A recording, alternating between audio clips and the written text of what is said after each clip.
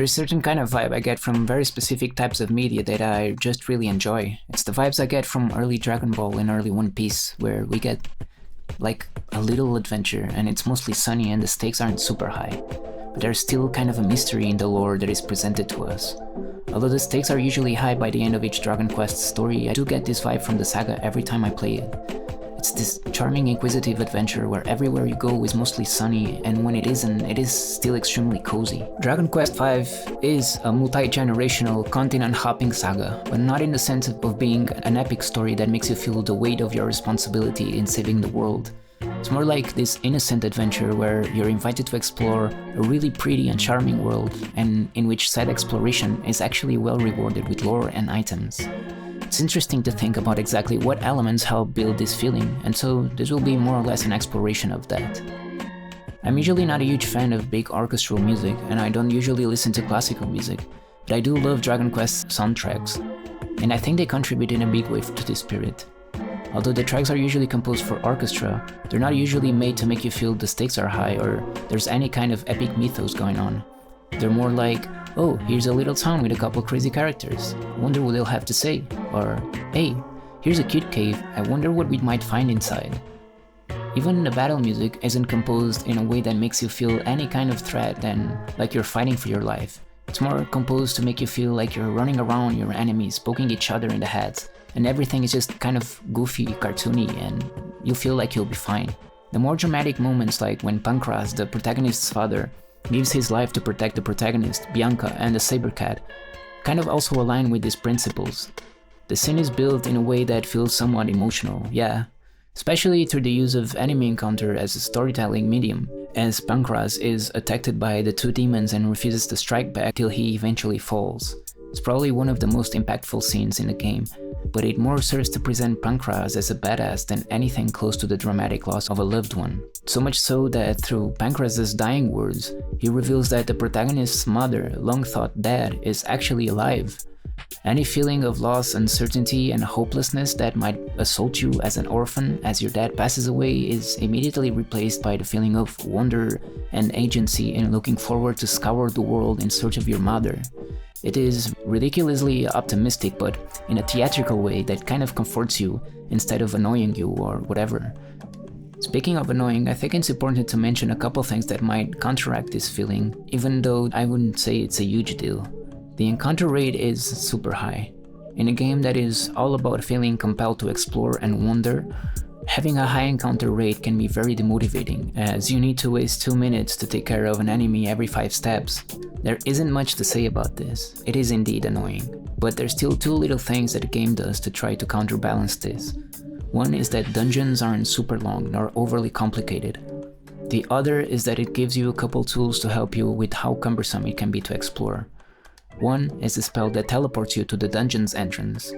This means that after you have completed the dungeon, you can skip backtracking and wasting another 15 minutes.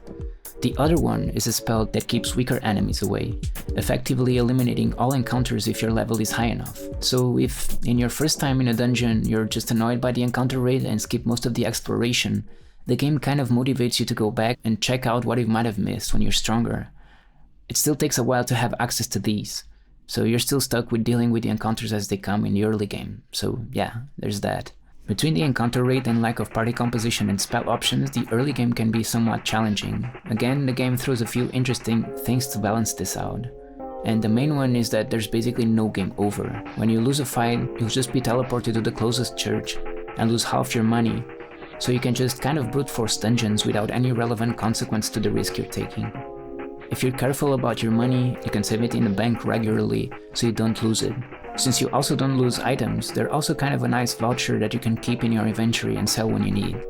Something I'm intrigued by is that as a kid I used to be turned off by first-person battle screens that are static and basically just show you the enemies in front of you, while everything else is just text. There are no camera pannings and the characters don't move around to execute fancy attack animations. Not sure when I started to be more appreciative of battle screens like this, like the ones in Dragon Quest V, but I can say that I think they contribute their part to the charm. There's a lot of production value in the enemy animations, but the rest is kind of simple in a way that makes everything kind of closer, personal, and cozier. It's the enemies, the menu, and the beautiful dungeon background in the back. Super chill. Besides the lack of hostility in the mechanics, we can also talk about how visually and environmentally dungeons, the places where you should be tested, are usually kind of wondrous and beautiful. Instead of making you feel like you want to be done with it and leave, they kind of want to make you live there. Usually this happens with early dungeons in a lot of RPGs, but Dragon Quest just keeps coming up with lush, cozy places right till the end. Caves with beautiful vegetation growing around the clear watercourses where the sun shines brightly through the cracks in the rocks on top of you. Towers covered in green by tropical plants signaling the passage of time, or underwater ruins. The use of color and lightning, I think, contributes hugely to this. One of the early dungeons is a haunted castle, but the feeling I get walking around is more cozy than threatening in a goofy Scooby-Doo wacky kind of way. It's very cool.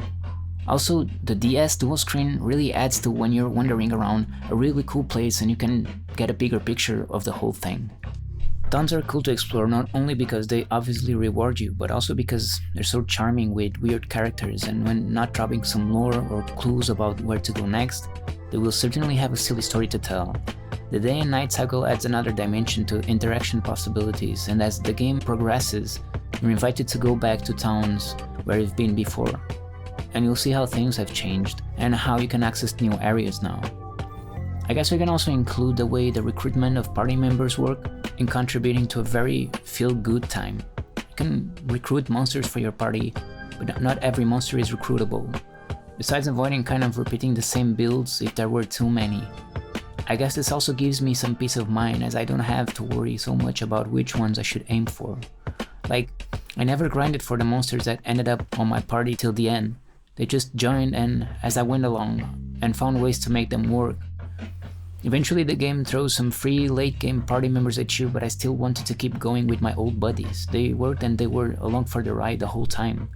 The game being a multi-generational adventure, involving different generations of people from the same line, has some points where it kind of likes to talk about how important it is to get married, and the crucial moment in the narrative is to actually do it after choosing from 3 girls which one to take as a bride, even if they're not extremely excited about it.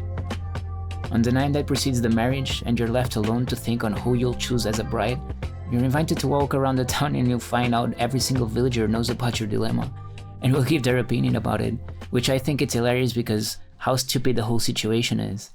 Mr. Briscoletti, the millionaire, the father of 2 of the girls that you can choose, is so incompetent that it's hard to take any of it seriously.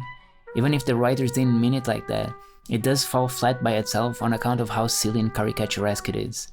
We later find out that Mr. Briscoletti, who is also kind of painted as a benefactor that gives away his money for charity, is a descendant of a lineage in charge of keeping a very powerful demon sealed away. Even with all the information left by his ancestors, he kind of chickens out like the useless dumbass millionaire he is when the demon is freed, and it's up to the party to defeat it. It's still kind of funny though. His incompetence shines through the villains for the most part, as they're just incapable of getting rid of you over and over, and most scenes just end with either "I will get you next time" or "it would be too easy to kill you, so I'll just petrify you so you will most likely be found and revived by your allies in the future." The one issue that really annoyed me, and that it's hard to look past, is how, at least if you choose Bianca, your wife is this completely passive being that swears eternal love for you on every dialogue she gets, and her whole purpose is to have your kids, in her words. It can be kind of disturbing, but I take solace in the fact that we eventually find out she's a Zenithian, a kind of higher angelical being, which, if not for herself, at least kind of attests to everyone else's stupidity for perceiving her as a nobody. I can't help but also feel like the simplistic if stereotypical themes also contribute to this sense of innocent adventure. I mean, I think it's kind of hard getting away with transmitting a sense of childlike wonder for the world while traveling across the whole map beating up demons if everything wasn't kind of simplified a bit. Otherwise, we would get something like Elden Ring, I guess. Except for some grievances, I kind of accept that it's gonna be a silly game all around, and that's just fine. Because sometimes I don't want to contemplate human nature, I just want to check out someone else's closet and throw some jars around.